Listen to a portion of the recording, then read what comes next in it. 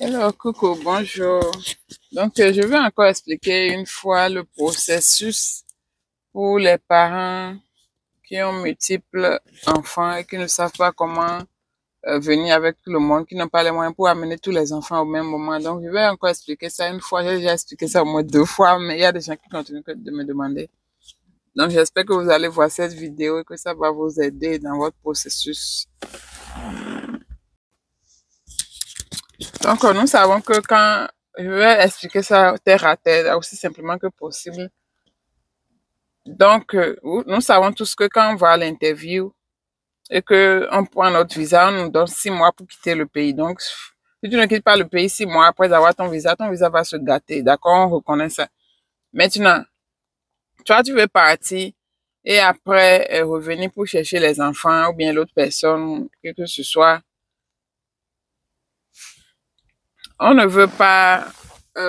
Maintenant, moi, je me dis que 6 mois pour aller revenir chercher quelqu'un, ce n'est pas suffisant. D'accord? En 6 mois, tu ne peux pas déjà rassembler l'argent du billet pour venir chercher la personne, à moins que l'argent soit quelque part et que quelqu'un te promet que, OK, dans 6 mois ou bien dans 5 mois, je vais te trouver l'argent pour les billets des autres. Là, bon, tu peux t'assurer que, OK, l'argent sera prêt, tu vas partir. Mais si c'est que pour venir ici, venir travailler et trouver le billet d'avion pour les autres qui sont restés derrière, c'est pas évident. Donc, ce que moi je conseille, que j'ai eu à faire, ce n'était pas parce que je n'avais pas l'argent, mais c'est parce que l'autre personne devrait aller au bac.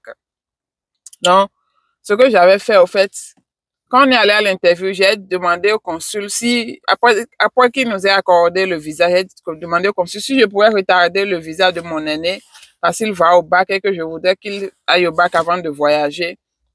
Et je pense que on prenait le visa en novembre comme ça, mais en décembre, je me rappelle pas trop.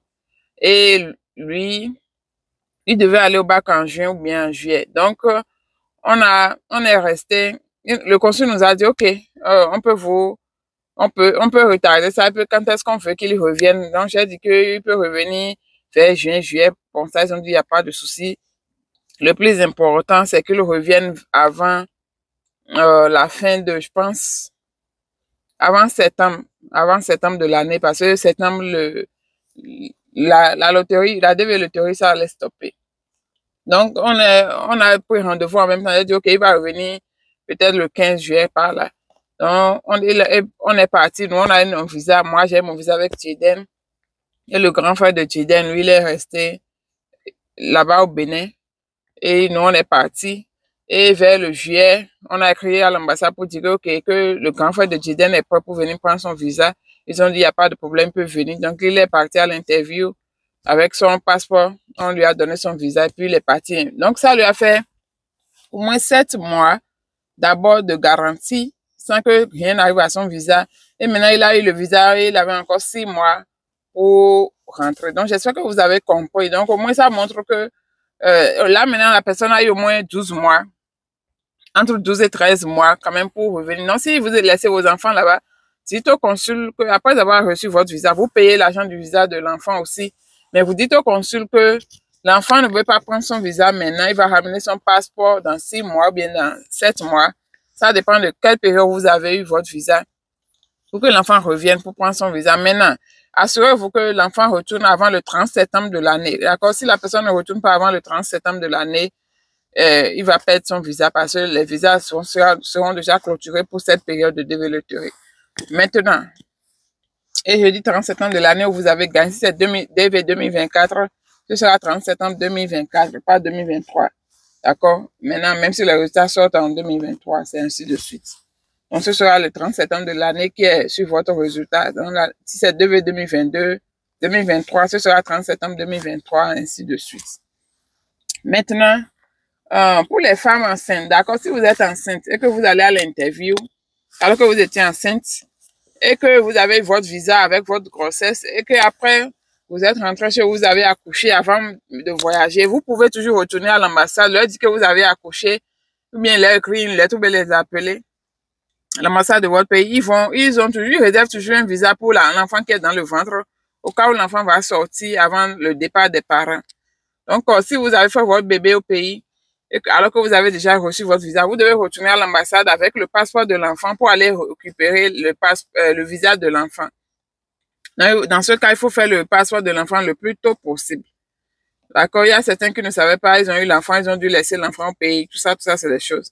L'autre cas, c'est si vous avez joué célibataire avec un enfant et que vous avez gagné, vous pouvez épouser la maman de l'enfant et l'ajouter à votre DS et vous allez tous à l'interview ensemble. D'accord? Là, au moins, ils savent que c'est parce que vous n'étiez pas légalement marié que vous n'aviez pas ajouté la maman de l'enfant. Maintenant, vous êtes légalement marié.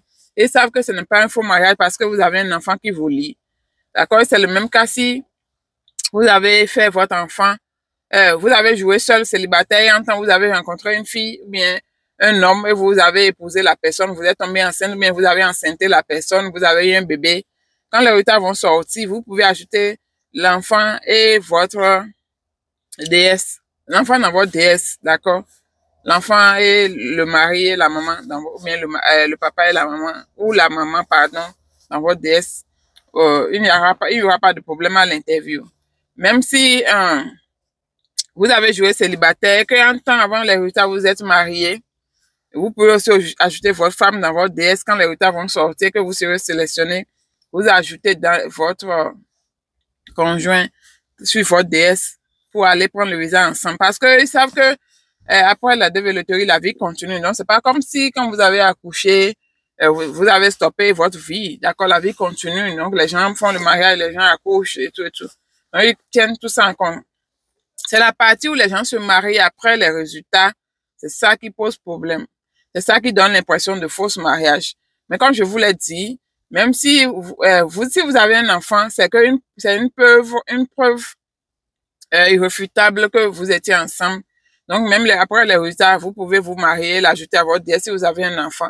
C'est plus facile. Les gens le font même s'ils n'ont pas d'enfant, mais vous devez être solide à l'interview. D'accord? Ça ne doit pas montrer quelque chose de faux mariage. Vous devez vous connaître vraiment parce qu'ils vont vous poser beaucoup de questions. Parfois, c'est risqué. Donc, si c'est faux mariage, parfois, c'est risqué parce qu'ils posent des questions pièges et les gens tombent dedans. Sinon, il y a des gens qui se marient après le mariage et ils vont à l'ambassade ensemble prendre le visa, même s'ils n'ont pas d'enfant. Mais, comme je l'ai dit, c'est ça qui est un peu risqué. Mais quand il y a un enfant dedans, c'est fini. C'est très difficile pour eux de rejeter ça. Le pire des cas, ils vont demander un test ADN ou bien quelque chose comme ça.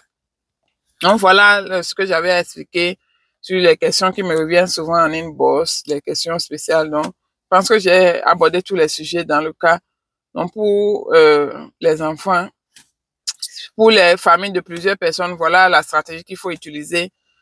Retardez un peu le visa assurez-vous qu'on vous accorde le visa. Maintenant, vous retardez le visa dans le passeport pour quelques mois et après, parce que si vous venez ici, vous avez besoin de moins 4 à 5 mois, au moins 6 mois pour même économiser $1,500, franchement. Vous avez besoin du temps. À moins que celui qui vous héberge vous trouve vite un boulot et il vous laisse dire, OK, ton salaire là, il faut garder tout pour toi pour faire venir le reste de ta famille. Peut-être ça va vous permettre d'économiser un peu plus vite, mais c'est difficile d'économiser de l'argent rapidement comme ça. D'accord? Et moi, je ne conseille pas, si c'est un seul enfant ou deux, si vous pouvez faire l'effort de ramener les enfants, c'est mieux, d'accord? Parce que c'est plus économique d'amener tout le monde en même temps que de revenir, retourner au pays. Ce n'est pas du tout facile. Et parfois, vous avez l'impression que si vous voulez quitter peut-être la Côte d'Ivoire pour aller au Ghana, mais vous allez aux États-Unis, hein. C'est loin, c'est très loin. Vous ne pouvez même pas retourner au pays si vous n'avez pas votre green card. Donc, si quelque chose arrive à votre green card, vous avez un problème. Vous voyez, vous ne pouvez pas retourner facilement. C'est pour retourner, c'est toute une autre histoire. Si tu as loué quelque part, tu dois payer le loyer d'avance. Tu dois acheter le billet d'avion, aller-retour, acheter le billet de celui qui vient. Tout ça, c'est beaucoup d'argent. Donc, la meilleure des choses que j'ai toujours conseillé, c'est de venir en même temps avec les enfants. Il n'y a pas histoire que les enfants vont souffrir ou bien quelque chose. Si vous êtes une grande famille, cherchez peut-être 2 personnes pour vous héberger. Cherchez quelqu'un pour héberger la femme avec 2 enfants et le mari avec 2 autres enfants. Mais parfois, la plupart du temps, les gens aiment vous garder ensemble. Mais si c'est difficile de vous garder ensemble, peut-être il faut que vous trouvez 2 sponsors. Comme ça, quelqu'un vous garde une partie, quelqu'un garde une partie. Parce que garder 6 personnes, par exemple, c'est pas facile. Ou bien 5 personnes. Si c'est 3, 4 personnes là, d'accord. Vous comprenez. Et quand vous trouvez quelqu'un qui essaie de vous héberger, vous tous, maintenant, c'est à vous de vous accommoder à l'espace qu'on va vous donner. L'essentiel, c'est que vos papiers sortent et que vous irez louer quelque part pour vous-même. Donc, j'espère que j'ai expliqué tout. Nous sommes tôt le matin, ma voix un peu, chose là, je suis pas encore bien réveillée, j'ai pas encore pris mon café ce matin ici. Donc, ok, donc c'était juste pour répondre aux questions que les gens me posent souvent. Merci de m'avoir suivi. Abonnez-vous à la chaîne. Donc, sur ma chaîne, je parle de la théorie de la vie aux USA, un peu de mon quotidien aussi dans l'armée et tout. Donc, on se retrouve après dans une autre vidéo. Bye!